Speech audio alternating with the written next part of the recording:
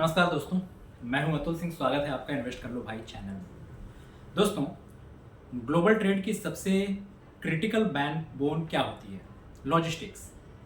Cargo ships हो लो, containers कह लो, where houses कह लो, इन सब के पीछे काम करती है वो कंपनीज जिन्हें हम कहते हैं फ्रेट फॉरवर्डर्स। आज हम बात करेंगे ओम फ्रेट फॉरवर्डर्स आईपीओ, एक ऐसी कंपनी जिसने बल्क कार्गो से लेकर प्रोजेक्ट कार्गो और ओवर डायमेंशनल कार्गो तक अपनी जगह बनाई है। लेकिन सवाल ये है, क्या ये आईपीओ सिर्फ शॉर्ट टर्म लिस्टिंग प्ले है या फिर लॉन्ग टर्म ग्रोथ स्टोरी भी बन सकती है? आइए आज के एपिसोड में हम डीप डाइव करेंगे ओम फ्रेट फॉरवर्डर्स, जो कि एक इंटीग्रेटेड 3PL सर्विस प्रोवाइडर है। कंपनी मल्टी मॉडल ट्रांसपोर्ट पर काम करती है, यानी सी, रोड और एयर फ्रेट फॉरवर्डिंग तीनों। साथ ही ये देती है सर्विसेज जैसे custom clearances, vessel agency, transportation, warehousing, distribution. FY25 में कंपनी ने कुल 66.86 मिलियन टन्स कार्गो हैंडल किया, जिसमें बल्क कार्गो था 65.81 मैट्रिक टन, ब्रेक बल्क था 0.81, लिक्विड बल्क 0.24, कंटेनराइज्ड कार्गो भी एक बड़ा हिस्सा है। FY25 में 1.16 लाख TEUs हैंडल किए कंपनी। अगर सर्विस मिक्स की बात करें तो फ्रेट फॉरवर्डिंग 52% रेवेन्यू जनरेट करता है, custom clearances 17%, vessel agency 14%, transportation 10%, बाकी वेयर हाउसिंग और value added services. IPO details क्या है?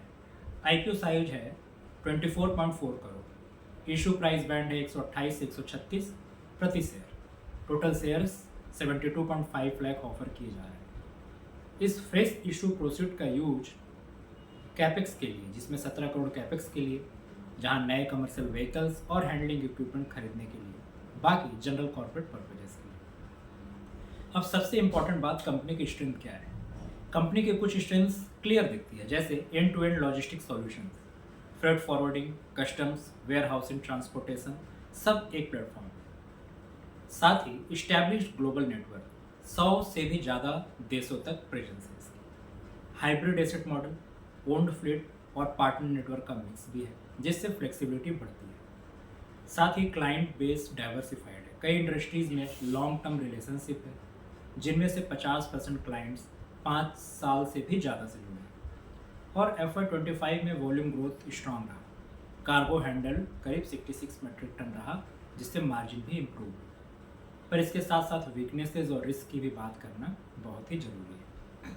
जैसे लॉजिस्टिक इंडस्ट्रीज इंडिया में फ्रैगमेंटेड और कम्पिटिटिव है, मार्जिन्स थिन रहती है, टॉप 5 कस्टमर से करीब 40% रेवेन्यू आता है, यानी डिपेंडेंसी ज़्यादा है। FY25 में रेवेन्यू का 65% महाराष्ट्र से अकेले आया, यानी जोग्राफिक कंसंट्रेशन रिस्क है। साथ ही tariff fluctuation, canal congestion, geopolitical tension और पायरेट्स तक से बिजनेस प्रभावित हो सकता है। वहीं ट्रेडमार्क कंपनी के नाम पर अभी भी नहीं है, सिर्फ 10 साल का डीड ऑफ असाइनमेंट है।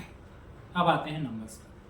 FY25 कंसोलिडेटेड रेवेन्यू रहा 494 crore, 17% growth year on year, operating profit 88 crore and margin, operating profit margin करीब 17.8%। वहीं नेट प्रॉफिट रहा 43.6 करोड़, EPS रहा 6.5। पोस्ट इशू इसका P निकलता है 20.8 टाइम्स। अगर पीयर से कंपेरिजन करें तो एल कार्गो का 46 टाइम्स है, ट्रांसपोर्ट कॉरपोरेशन का 22 times, then Patel integrated logistics का 15 टाइम्स। मतलब वैल्यूएशन ना बहुत चीप है ना बहुत एक्सपेंसिव, बीच में कंफर्टेबली खड़ा है। इंडस्ट्री कॉन्टेक्स्ट में बात करें तो ग्लोबल ट्रेड डिसरप्शन जैसे रशिया यूक्रेन वार, रेड सी टेंशन, टैरिफ हाइक्स, ये लॉजिस्टिक सेक्टर को अनप्रेडिक्टेबल बना देता है। इंडिया में भी लॉजिस्टिक कॉस्ट GDP का सिर्फ 14% है, यानी इफिशियंसी इंप्रूव करने का एक बड़ा स्कोप है। नेशनल लॉजिस्टिक पॉलिसी और PM गति शक्ति प्लान जैसे इनिशिएटिव से ग्रोथ टेलविंड्स मिलेंगे। 3PL सर्विसेज की डिमांड बढ़ रही है, कंपनीज एसेट लाइट होना चाहती है और लॉजिस्टिक एक्सपर्ट्स को आउटसोर्स करना चाहती है। ओम फ्राइट इस ट्रेंड को कैप्चर कर सकता है। तो इन्वेस्टर्स के लिए क्या टेक अवे है? Positives, end to end integrated services, strong cargo volume and margin expansion, साथ ही established client relationship and IPO proceed से फ्लीट और इंफ्रा स्ट्रेंथ होगा। पर negatives, highly competitive and fragmented sector, top 5 customers पर dependency ज़्यादा है, ज्योग्राफिक कंसंट्रेशन महाराष्ट्र पर है, ग्लोबल ट्रेड रिस्क अनकंट्रोलेबल है, वहीं ट्रेडमार्क ओनरशिप भी कंपनी के पास नहीं है। तो दोस्तों, ये आईपीओ उन इन्वेस्टर्स के लिए अच्छा प्ले है जो लॉजिस्टिक ग्रोथ स्टोरी में हिस्सा लेना चाहते हैं और थोड़ी रिस्क टेकिंग कैपेसिटी रखते हैं। लेकिन कंजर्वेटिव इन्वेस्टर्स को ध्यान रखना होगा कि सेक्टर वोलेटिलिटी और मार्जिन प्रेशर परमानेंट फीचर्स हैं। यही था मेरा detailed analysis home freight forwarders IPO का। हमने कंपनी का बिजनेस मॉडल, स्ट्रेंथ, वीकनेसेस और वैल्यूएशन सब कुछ कवर किया। लेकिन याद रखिए, ये सिर्फ एजुकेशनल पर्पज़ के लिए है।